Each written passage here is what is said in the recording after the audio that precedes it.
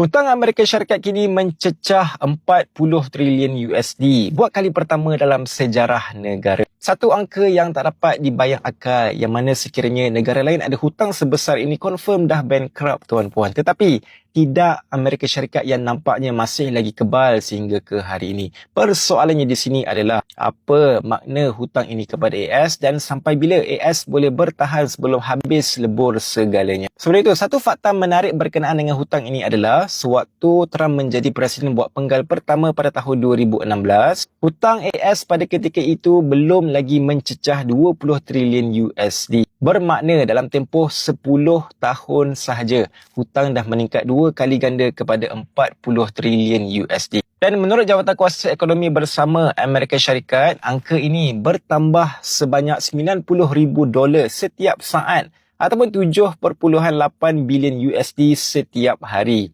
Malangnya tuan-puan, tak ada apa-apa lagi yang akan berlaku kepada AS kurangnya pada ketika ini. Kita boleh anggap ini adalah sekadar satu angka sahaja yang masih lagi belum sampai ke tahap yang kritikal. Malah, menurut Profesor Ekonomi Muhammad A. L. Arian, beliau menyatakan AS kini menghampiri titik di mana lampu kuning dah berkelip tetapi belum lagi lampu merah. Cumanya beberapa perkara pasti disebabkan pertambahan hutang ini adalah yang pertama, rakyat Amerika Syarikat akan menderita. Hutang yang bertambah bererti kerajaan perlu menambah kewangan mereka dan salah satu caranya adalah dengan menaikkan lagi cukai ataupun mengenakan kadar yang lebih tinggi buat rakyat yang ingin buat pinjaman misalnya ataupun nak bayar kad kredit, dan mereka yang berpendapatan rendah sudah pasti akan lebih teruk terjejas. Kedua, Amerika Syarikat mereka akan terpaksa menambah hutang baru dengan penerbitan bond ataupun bahasa mudahnya mencetak lebih banyak wang untuk membayar hutang-hutang yang terdahulu. Hasilnya,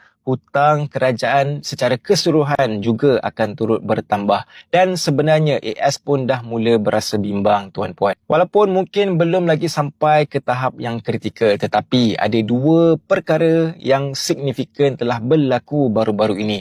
Yang pertama, Amerika Syarikat mereka terpaksa membantu Jepun untuk kuatkan yen pada penghujung Julai. Nampak pelik dah, kenapa pula Amerika Syarikat mereka nak kena bantu Jepun untuk kuatkan yen. Kemudian yang kedua adalah berkenaan dengan perbendaharaan Amerika Syarikat pada 19 Ogos. Mereka telah mengumumkan meningkatkan saiz pembelian bond. Selepas yield ataupun dividen untuk bond 30 tahun telah merekodkan bacaan yang tertinggi dalam tempoh 19 tahun. Kedua-dua ini iaitu AS bantu Jepun untuk kuatkan yen dengan berbendaharaan meningkatkan saiz pembelian bond. Sebenarnya ada kaitan dengan bond yield ataupun mudahnya adalah dividen untuk mereka yang memegang bond. Dengan AS mula terdesak untuk menghalang yield ini daripada naik terlalu tinggi. Sebabnya perkara ini akan menambah kos yang perlu dikeluarkan AS untuk membayar yield ini. Dan kalau ada perkara yang boleh menjahanamkan ekonomi Amerika Syarikat dengan kadar yang pantas, bond yield inilah boleh menjadi sebab utama sekiranya dibiarkan sahaja naik terlalu tinggi tanpa dikawal.